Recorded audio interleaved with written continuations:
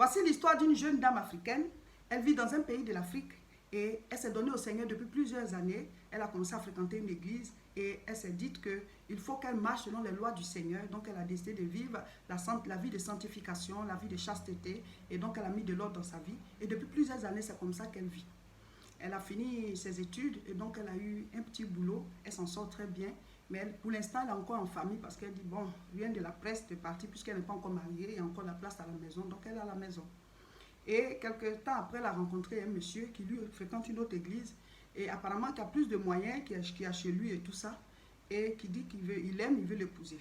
Donc ils se sont fréquentés quelques mois et il a décidé de payer la dot de la fille. Donc les deux familles se sont rencontrées, ils ont donné la dot, lui, sa famille a donné la dot. Et juste après ça, le monsieur lui dit, viens t'installer chez moi, on va déjà vivre ensemble et tout ça.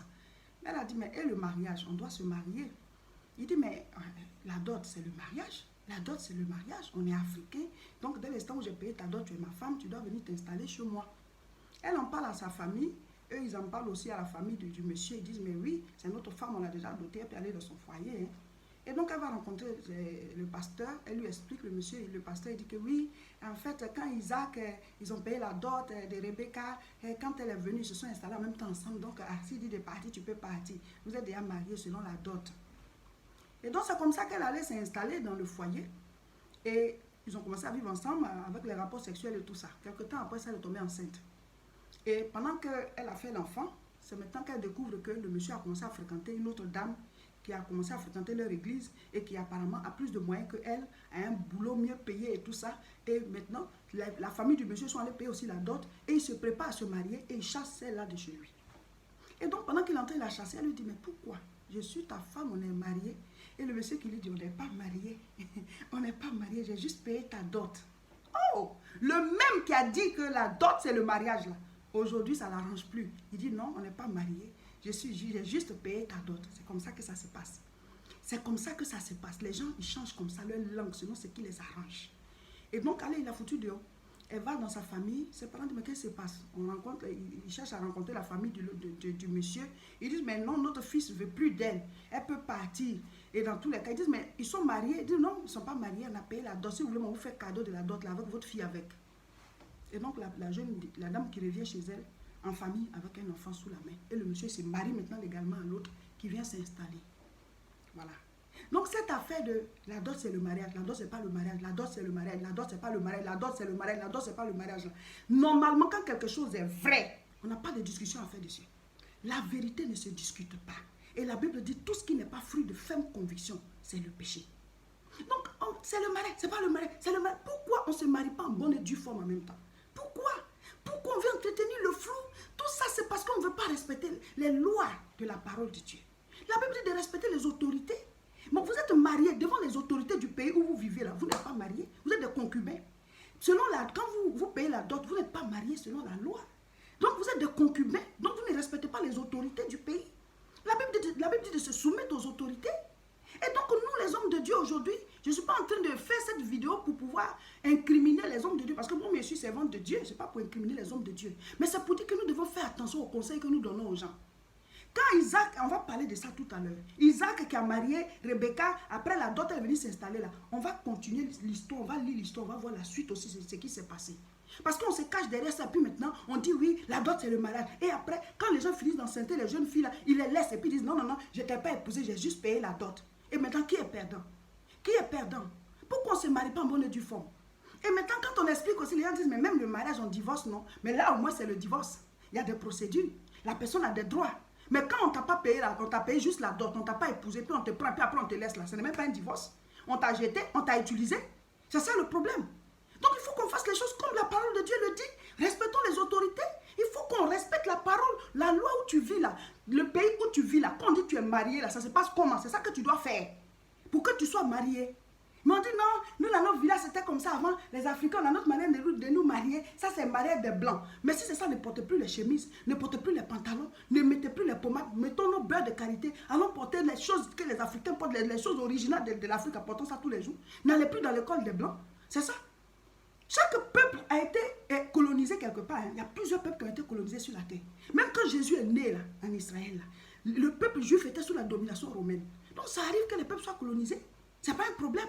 Mais tout le temps, oui, c'est nous les Africains, c'est nous les Africains. Donc, si vous voulez laisser la colonisation, laissez tout en même temps. Mais ne prenez pas une partie, et puis quand ça vous arrange, vous laissez, et puis maintenant, les enfants, les gens se retrouvent dans les problèmes. Maintenant, il y a ceux qui disent, mais et nos mamans au village, et nos parents au village, qui se sont mariés, ils ont pu juste payer la dot, et puis ils sont avec les femmes jusqu'à aujourd'hui, ils ont vieilli ensemble et tout ça. C'est pas le mariage. Si, c'est le mariage, mais ceux-là, ils vivent dans des sociétés traditionnelles. Ils vivent au village. Ils vivent au village et selon le village a son organisation. Quand tu as payé la dot et que tu l'as épousée devant la chefferie, devant la notabilité, devant les lois du village, tu ne peux pas t'en débarrasser comme ça. C'est des procédures aussi.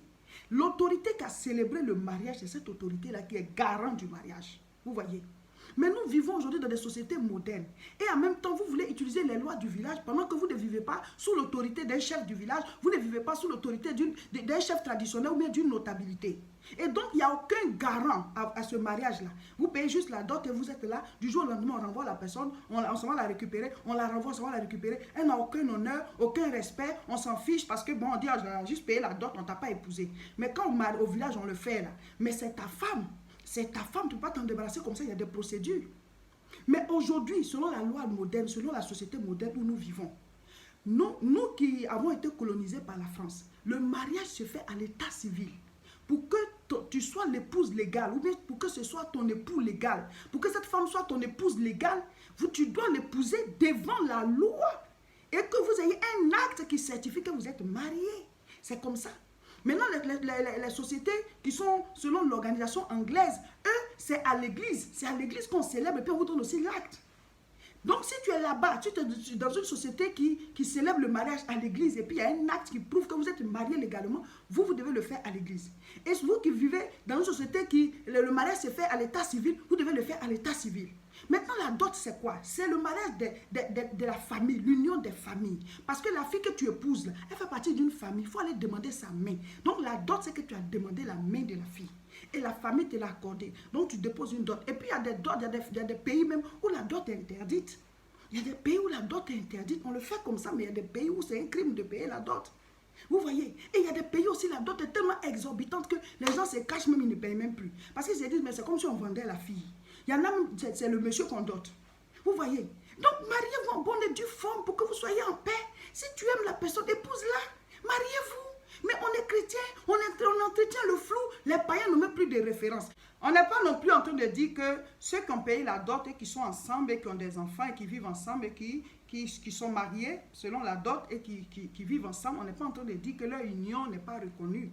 On est en train de vous dire que si vous pouvez faire la régularisation, c'est-à-dire allez vous marier pour que devant la loi du pays où vous soyez mariés, si vous pouvez le faire, faites-le.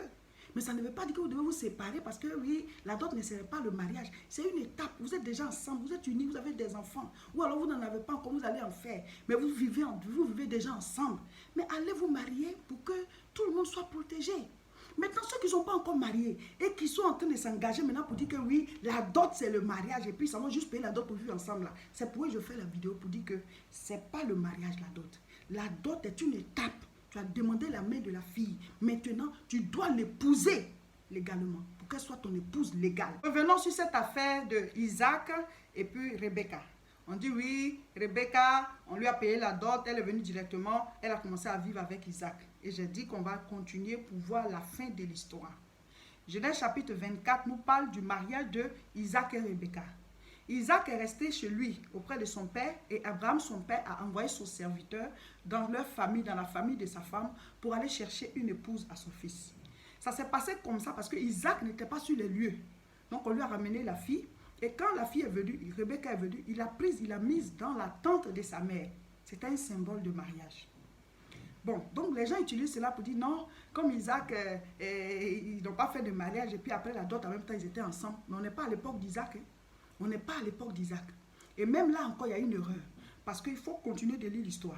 Genèse chapitre 29. On nous parle maintenant du mariage de Jacob, qui est le fils de Isaac et Rebecca. Rebecca est venue de sa famille. Donc son frère Laban qui est resté là-bas, lui aussi il avait des enfants. Donc Jacob est retourné dans la famille là-bas de sa mère pour aller chercher une femme. Et donc arrivé là-bas, il a travaillé pour son oncle Laban pendant 7 ans. Parce qu'il voulait Rachel qui est la fille cadette de son père. De son oncle qui est Laban. Et donc, après les 7 ans, c'est comme s'il avait payé la dot parce qu'il n'avait pas d'argent. pour pouvoir payer une dot. Il est parti, il a fui de chez son père à cause de son frère Esaü. Donc il est parti les mains vides. Donc il fallait qu'il travaille pour payer la dot de son épouse. Donc après les 7 ans, le jour maintenant du mariage, qu'est-ce qui s'est passé? Il y a eu un festin, il y a eu une célébration. Et la nuit, on a mis Léa, le père Laban a mis Léa dans sa chambre au lieu de Rachel. Vous voyez, ça veut dire quoi? Il a payé la dot, mais le mariage n'était pas fait. Et au jour du mariage, on lui a donné une autre femme. La dot te donne droit à une femme dans cette famille. Tu as déposé une dot. Mais c'est le mariage qui définit qui est ta femme. C'est ça le problème. Donc le jour du mariage, on a mis Léa dans la chambre de Jacob.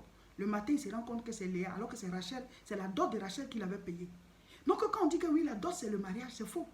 Parce qu'on finit de payer la dot, mais il faut une cérémonie pendant laquelle on te donne maintenant la fille que tu as demandée. Sinon, on peut te donner quelqu'un d'autre. Tu as donné une dot, ça te donne droit à une femme. Mais celle-ci, là, tu dois l'épouser pour qu'on sache que dans cette famille, j'ai payé la dot, mais j'ai épousé celle-ci. C'est ce qui s'est passé pour Jacob. Donc, quand on dit que oui, la dot, c'est le mariage, continuons de lire l'histoire. Il ne faut pas juste arrêter à Isaac. Isaac, ça s'est passé comme ça parce qu'il n'était pas sur les lieux. On lui a fait venir sa femme. C'est un cas exceptionnel. Sinon, cette famille-là, on célèbre. Et maintenant, si vous lisez bien, Genèse chapitre 29, vous lisez du verset 16 au verset 30, vous allez vous rendre compte. Il y a toute une semaine de noces. Une semaine de noces. C'est ce qui a été dit dans ce passage. Mais pourquoi on dit que oui, il n'y a pas eu de mariage, c'est juste après la dot, ils se sont mis ensemble. Je vais lire des versets dans la Bible et nous allons expliquer les différentes étapes jusqu'au mariage. Vous allez comprendre. Alors, Genèse chapitre 2, je lis à partir du verset 21.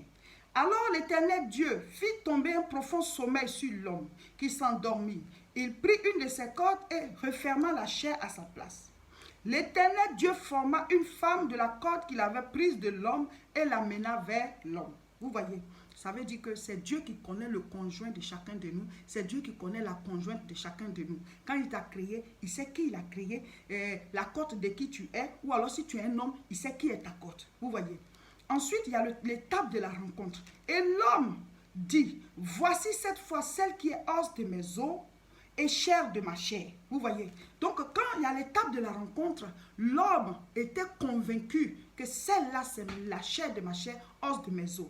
Donc, mon frère, ma soeur, quand tu rencontres l'homme ou la femme de ta vie, là, vous devez être convaincu, voilà, que c'est la personne. Ça, c'est la première étape. Ensuite, il dit, on l'appellera femme. Ça, c'est le mariage. Adam a donné un nom à Ève. C'est de là que vient le fait que la femme porte le nom de l'homme. Tu dois porter un nom qui vient de lui. Quand vous savez que vous êtes faits l'un pour l'autre, vous devez maintenant vous marier. Peut-être que Dieu, quand il a créé Ève, lui a donné un nom. Mais Adam lui a donné un nom. Amen. Ensuite, on dit, il dit, on l'appellera femme parce qu'elle a été prise de l'homme, parce qu'il reconnaît que celle-là, elle est de lui. Donc, elle doit porter son nom. Ma chérie, tu dois porter son nom. Mon frère, si tu l'aimes là, tu sais qu'elle est prise de toi. Tu dois lui faire porter ton nom. Un nom qui vient de toi. C'est ça le mariage. Alors qu'avec la dot, tu n'as pas le droit de porter le nom de la personne. C'est le mariage reconnu civilement au niveau de l'état civil qui te fait porter le nom de la personne. Adam a donné un nom à Ève. Ensuite, il dit, c'est pourquoi l'homme quittera son père et sa mère, s'attachera à sa femme et les deux deviendront une seule chair. C'est après le mariage qu'on habite ensemble. C'est après le mariage qu'on s'attache, on devient une seule chair, on reste ensemble dans la même maison. Et ensuite, maintenant, le verset 25, et l'homme et la femme étaient tous deux nus, ils n'en avaient point honte. Nus là, ça vient à la fin. Après toutes les procédures, nus, ils étaient nus, ils n'en avaient point honte. Pourquoi nous on vient être nus avant de porter le nom? Pourquoi on vient être nus avant d'avoir le droit d'habiter ensemble? Pourquoi on met nus avant? C'est comme si on mettait la charrue avant les bœufs. Respectons la parole de Dieu. Et puis, quand on fait les choses dans le désordre, là, il y a la honte après. La honte là, c'est ça, on te chasse, on s'en fout de toi, on te méprise. Parce que tu n'as pas été épousé en bonne et due forme. Parce que tu n'as pas épousé ta femme en bonne et due forme. Il y a la honte. On dit l'homme et la femme étaient nus, il n'y avait point honte. La grande croisade de prière qui désormais est un moment de réveil spirituel au niveau de l'Europe. Tous à Aubervilliers, l'adresse est 29 rue Sadi Carnot, 93 300. Le samedi 10 août à partir de 14h30. La retraite spirituelle au niveau de Tourcoing. Mon frère, ma soeur, mets cela dans ton programme. Il faut que tu viennes chercher la face du Seigneur pendant un week-end entier. Voilà, on vient samedi, on retourne dimanche. C'est du samedi 24 août au dimanche 25